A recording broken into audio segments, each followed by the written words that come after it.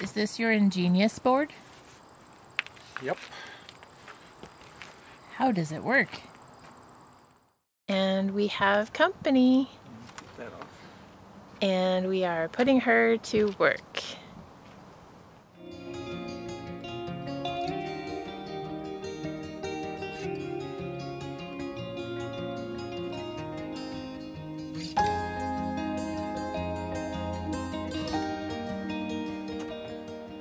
As you might have deduced from the dog in front of the space heater, it was pretty chilly when we got up this morning, but we've been shedding layers as the sun gets brighter.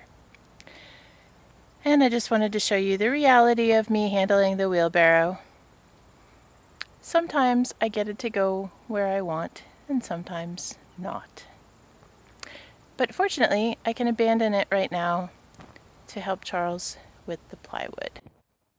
Before we can unload the plywood from the trailer, I am told we need to position the first one.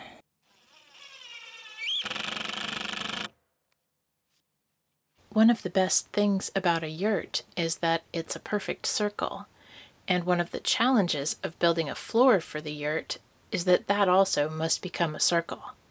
So each step becomes an engineering challenge. Is this your ingenious board? Yep. How does it work? It'll be fastened at the center with a screw, and then I'll attach my skill saw to the end, cutting at 15 feet, and then I can just skill saw around the outside radius. And then each of these notches is going to be, I'm going to mount my router in each of these notches, and it'll just plunge down in, and I'll route my radiant floor tubing channels into the flooring. So it's basically like a giant jig? It's a giant jig. And you invented it? I did.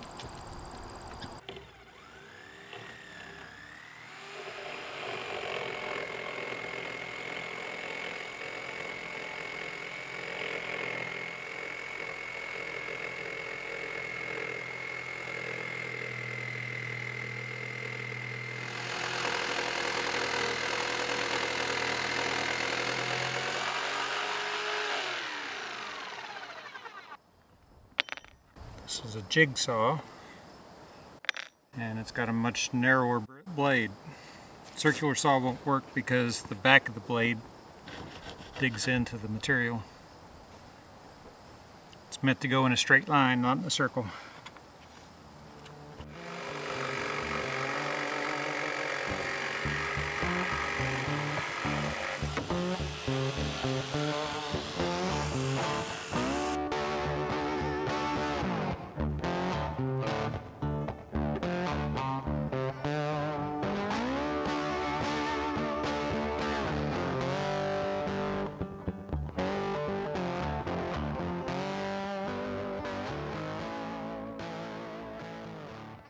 Somehow the blade got going sideways, and it started pulling in, so we've chopped off a little too much of our edge here.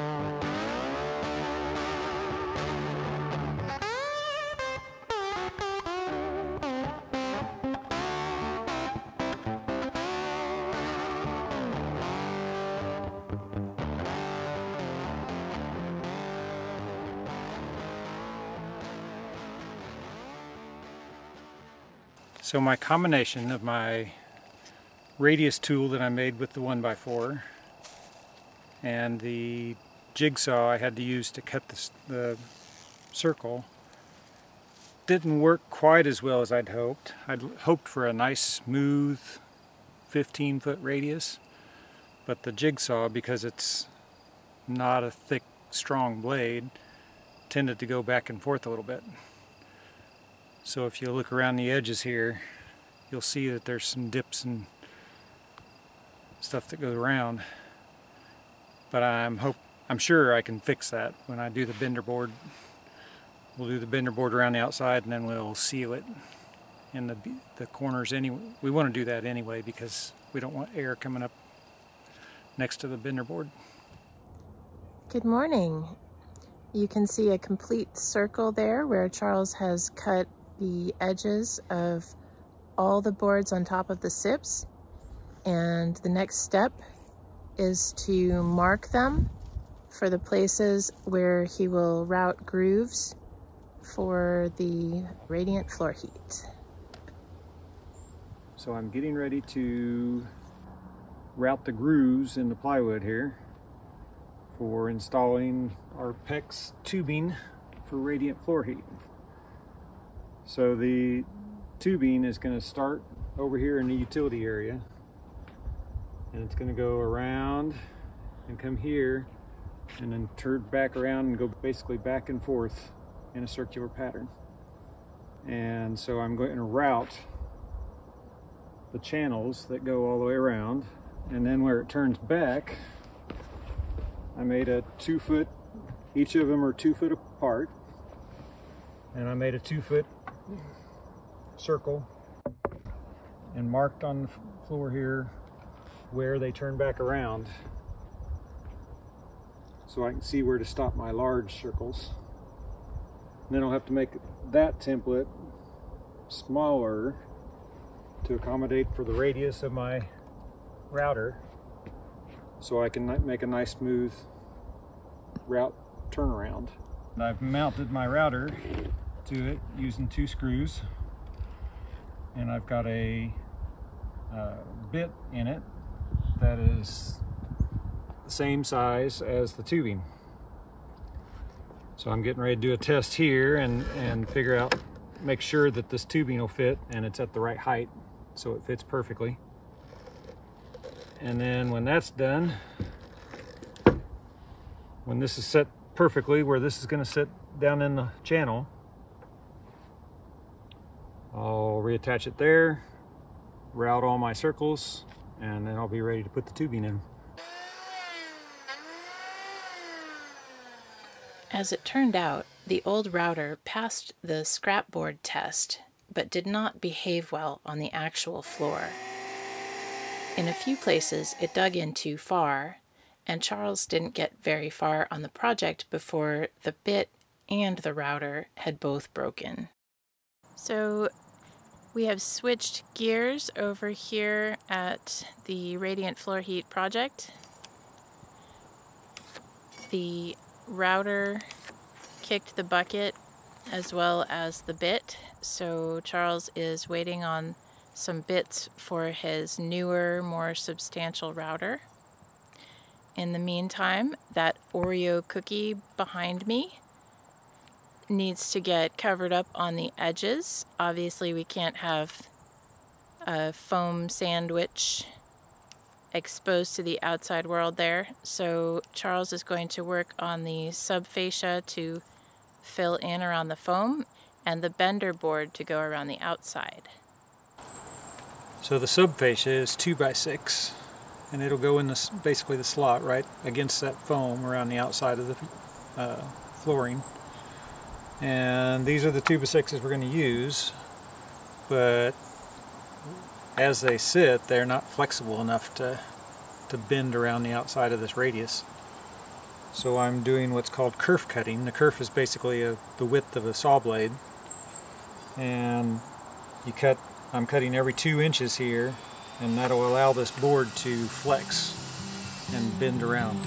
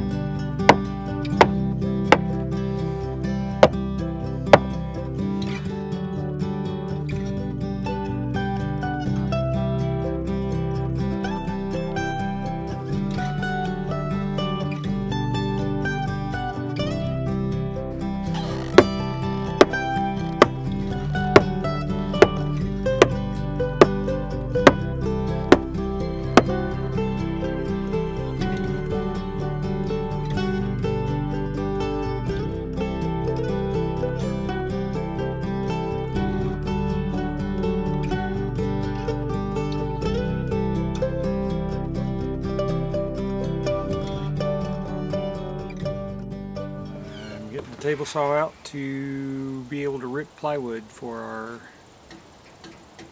fender boards.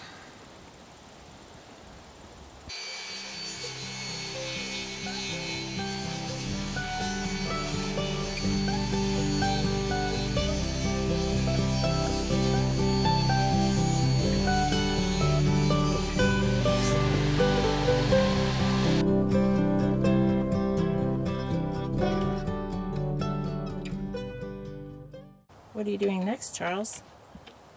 Well, we got the fender boards cut into strips, and it's 1/4 inch plywood, so you can kind of see it's already wanting to bend, but it's flexible enough to bend around. And now I'm going to put bevels on the edges of all these.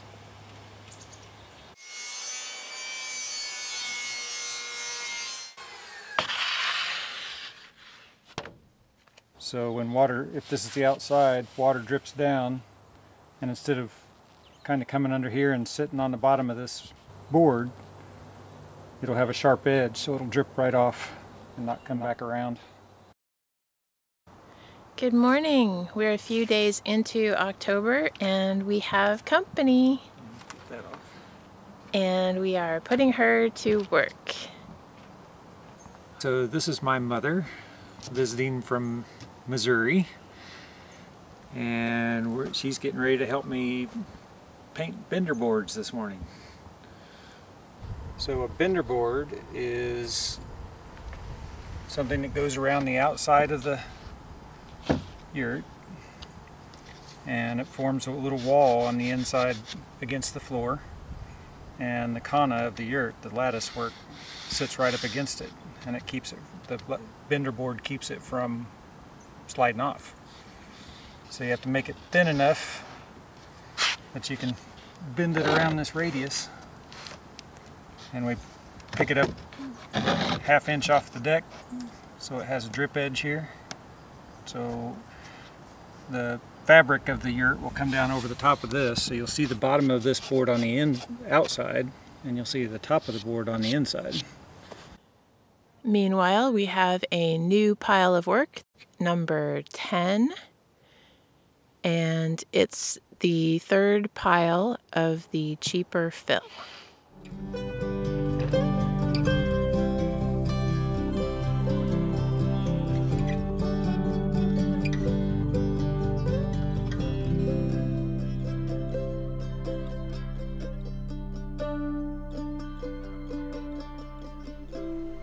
We had hoped that we would continue to learn more about our local wildlife this fall, and we have not been disappointed. If you're not familiar with the animal called a fisher, it's basically a large weasel that likes to climb trees. So it looks like we had a visitor last night inspecting our work on the fill here. Decided to walk all the way through. Let's zoom in on that track right there. Charles is itching to try out his new router on the radiant floor heat project, but he is waiting for the bits he ordered to arrive in the mail. In the meantime, the bender boards have been painted, and we have made so much progress on the cistern burial that we think the next pile of fill may be the very last one.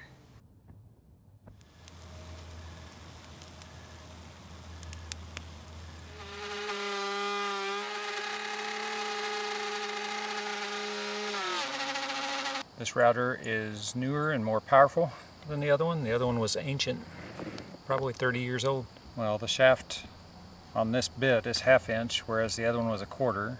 I'm doubting seriously a 1/2 inch shank will break on this bit. So far, seems to be working pretty good. Please cross your fingers for us and join us next time to see the outcome of Plan B.